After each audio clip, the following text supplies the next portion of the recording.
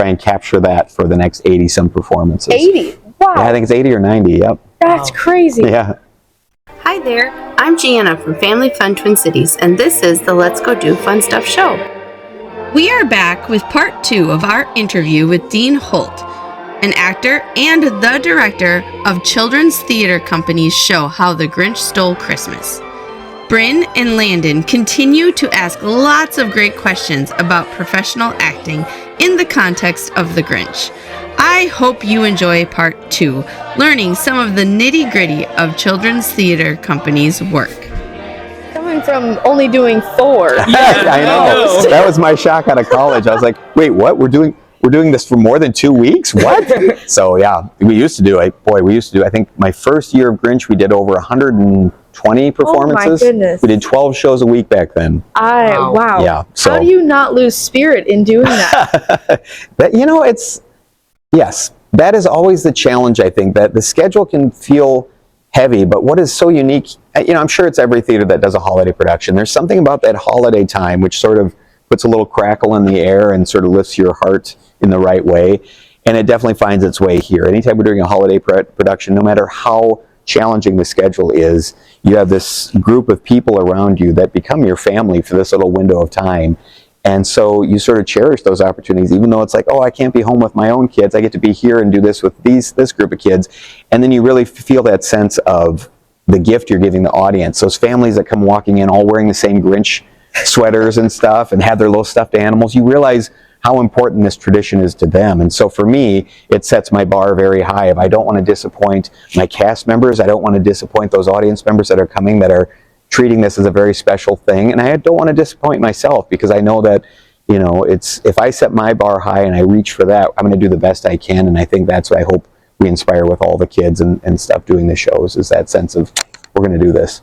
Yeah. So, it's hard to not feel that sense of joy within that, I think, with the holiday. Okay, because I know that we do a lot of we have cast parties, or we go to Perkins and stuff. Do you have any private events for the cast to get to know each other more and bond over just certain experiences? Nothing super formalized. We have, the rehearsal process sometimes will allow hey, if it's a show that's about, we did American Tail, and so we all had a family Seder together and stuff, which was cool. So there'll be certain things each show we're working on will have a different thing that might foster something we could do together as a cast. But oftentimes the schedule is so heavy, and you don't want to add something else to everyone's plate. So we'll do a big party for opening night and stuff with the cast afterwards. But aside of that, no, there's nothing that we really do a whole lot of, just because I think it's a matter of monitoring where people's time is and not asking too much of them. But between shows, we'll sit and watch videos together. Downstairs, we've got to watch old movies and stuff, or we have dinners together and lunches together between performances, because we do a back-to-back performance. So in that time, we spend those moments together just kind of visiting and decorating the tree down in the dressing room and stuff like that. So there are little moments, but yeah. Do you have any traditions that you do before an opening night or something? No, not so much. I just like to listen to the audience. For me, it's always about that. And it's not even during the show, of course, but before the show starts, I try to just get close to a door and just hear what's going on. And for me, the gift on this thing, being in the director's chair, I was able to be out in the audience through all of our previews, which I never get. I'm always just backstage waiting for the show to start. So sitting out there and, like I told you, seeing families come in that are decked to the nines as far as the sweaters, the swag, all the stuff. And it's not just one family, literally hundreds of people in that audience have come with this being an event for them that night. And so that's for me what's been I really understand what we're asked to do and what our contribution is to making sure that those families have the night that they're looking for. So a lot of care goes into that. But that's that's my new thing that I really loved. And I don't know if I'll get that opportunity if I'm just acting in the show, but I'm going to try and make sure I can peek out and see sort of what the vibe is of the group. I like the that. turnout. Yeah. Yeah. How long typically is your rehearsal process, and then what does it look like in the day-to-day? Yeah. So on average, we do probably about 4 to 5 weeks in the room. If it's a brand new piece, we try and take a little longer, so the 5-week thing would be closer to the mark. But Remount is usually about 4 weeks in the rehearsal room, and then a week and a half of tech with previews and stuff as part of that, and then opening. So about 4 to 6 weeks is typical.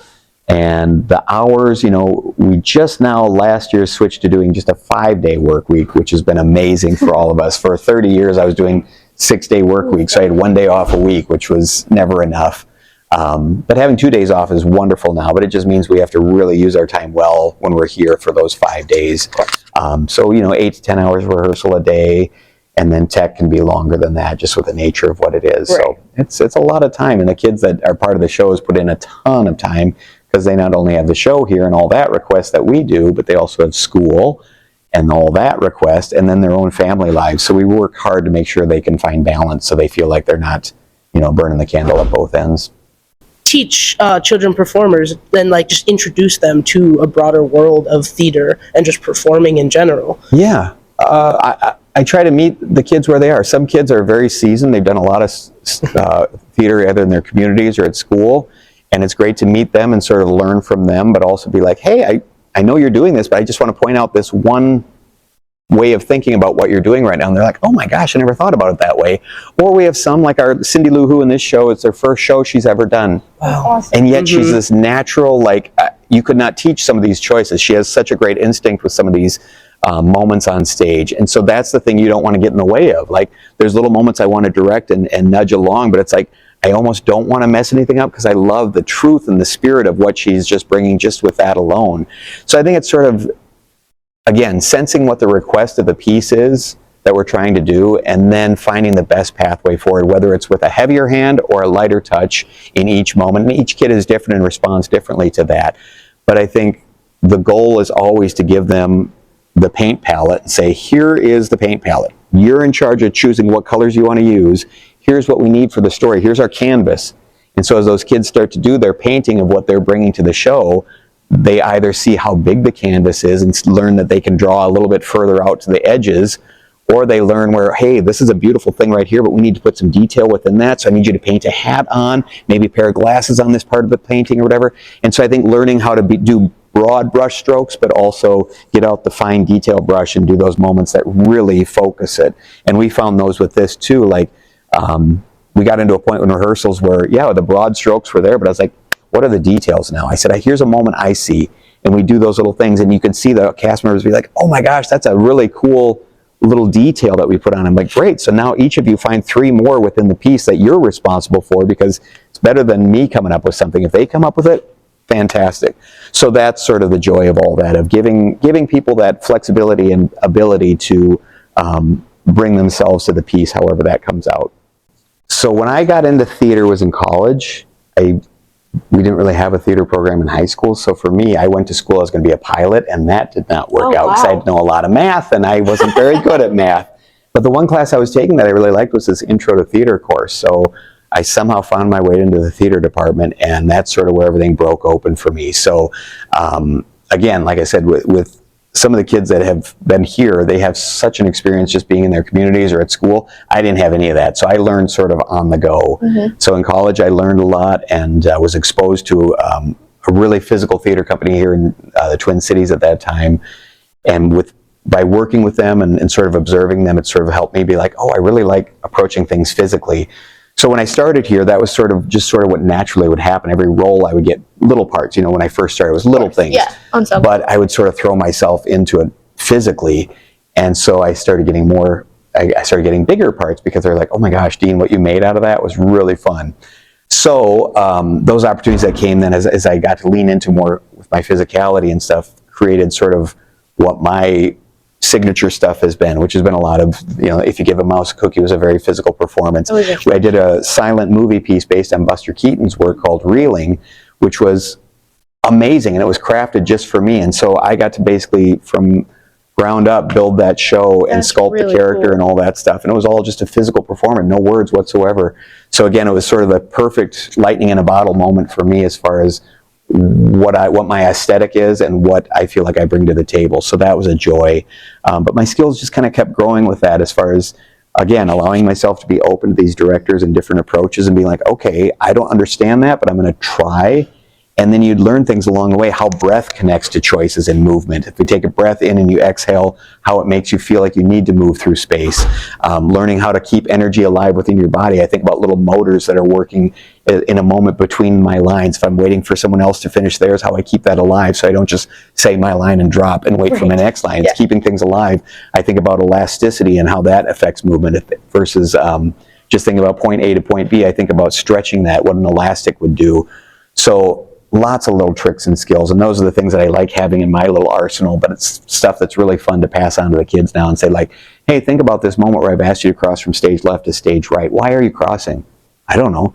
Well, the Grinch is coming at you right now, so you're probably, the fact that he's moving makes you feel like you need to move, so tie that movement to that cross towards you. And so it's, there's a lot of gifts that we can give students that still are looking for ways to learn and build their toolbox. Over your 30 years then, do you have memorable, most favoritist shows? Oh, yeah. Reeling is, like that Buster Keaton show, is probably my top. Also, we did Cinderella has always been a joy for me. Like when Reed and Autumn and I, those are my fellow company members, we get to be that family together, and that is so much fun because, again, you never know what's going to happen in any given performance. If You Give a Mouse Cookie was a fun one. Corduroy was fun. Oh, I remember seeing rehearsal processes for that. The button. We did a production of Romeo and Juliet in promenade style, which was fantastic because, it was sort of, it gave me some more acting chops to work with as far as doing some Shakespeare and stuff. So we've done a few of those shows now with a director that comes to town from England, wonderful director. But promenade style, to do something like that, that's where there's no seating. So the audience is just standing in the room with you. So you share space, and so it's your job as your scene is unfolding to move through the audience, push them out of the way. In Romeo and Juliet, Reed and I played Mercutio and Tybalt, and we had our big knife fight. Reed had meat cleavers, and I had a baseball bat, and there were 300 people on the floor of the stage.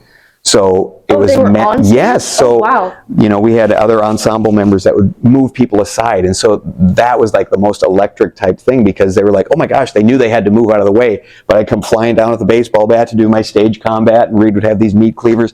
So I mean, you talk about moments that burn into an audience member's mind, whether they be student or adult. The number of people that are like, I was at that production, I cannot tell you how crazy that was, but how amazing it was. I have so many memories over the years of moments on stage and off, and sort of, I think it speaks to the legacy of this place. This place creates memories for people that work here, but also for the audience. It's a reason that people come back that were kids when they saw something. They bring their kids back. They come back as grandparents with their grandkids because there's something special about a place where young and old come together to listen to a story together and be in that moment. And I think a lot of theaters focus on one age range or age group, or say, hey, we're doing this theater for adults.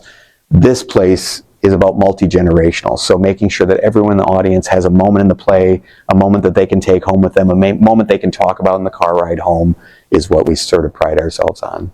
With all that said, Landon had one more question. What advice would you give someone just starting out in theater who wants to build a long-term career in the industry?